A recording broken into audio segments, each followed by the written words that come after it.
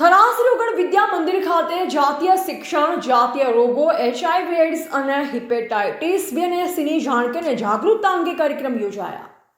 વિશ્વ એડ્સ દિવસ નિમિત્તે 2025ની થીમ overcoming disruption 2025 transforming the AIDS response અંતર્ગત જાગૃતતા લાવવા શ્રીગઢ વિદ્યા મંદિર થરામાં જાતીય શિક્ષણ, જાતીય રોગો, HIV એડ્સ અને હિપેટાઇટિસ બી અને સીની જાણકારી અને જાગૃતતા અંગે કાર્યક્રમ યોજવામાં આવ્યા. બનાસકાંઠા DTHO ડોક્ટર નયન મકવાણાના માર્ગદર્શન હેઠળ શ્રીગઢ વિદ્યા મંદિર થરા ખાતે ACTS અને સમગ્ર પ્રોગ્રામ બનાસકાંઠાના સંયુક્ત ઉપક્રમે યોજાયા હતા, જેમાં શાળાના શિક્ષક દ્વારા વિશ્વ એડ્સ દિવસની ઉજવણીનું મહત્વ,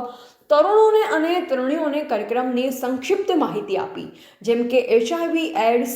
જાતીય શિક્ષણ, હેપેટાઇટિસ બી અને સી અને તૃણાવસ્થાની માહિતી આપવામાં આવી. કાર્યક્રમમાં નૈનાબેન, ACTS કાઉન્સેલર થરા અને વિપુલભાઈ સમગ્ર પ્રોગ્રામ બનાસકાંઠા દ્વારા જાતીય રોગો, HIV એડ્સ અને હેપેટાઇટિસ બી સી ગોપનીયતા,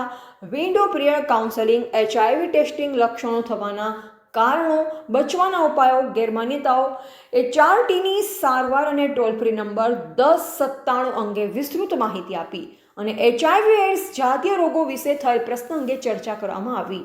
સમગ્ર કાર્યક્રમ શાળાના આચાર્ય અશોકભાઈ વાલાણી અને શાળાના શિક્ષકગણ તેમજ વિદ્યાર્થીઓએ વિસ્તૃત માહિતી મેળવી અને આ કાર્યક્રમ સફળ બનાવ્યો. રિપોર્ટર અલ્પેશ ગોસ્વામી, કાંકરેજ. આજ રોજ શ્રી ઓગળ વિદ્યા મંદિર થરામાં CHCમાંથી નૈનાબેન પરમારના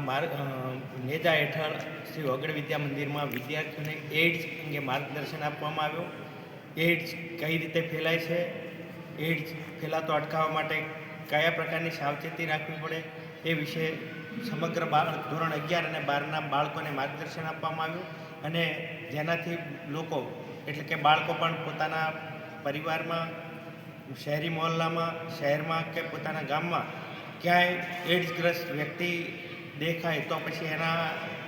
માર્ગદર્શન પૂરું પાડી શકે અને ભવિષ્યમાં એનાથી થતો ફેલાવો અટકાવવા માટેના પ્રયત્નો કરી શકે તે પ્રમાણે સંપૂર્ણપણે માહિતી આપવામાં આવેલી છે.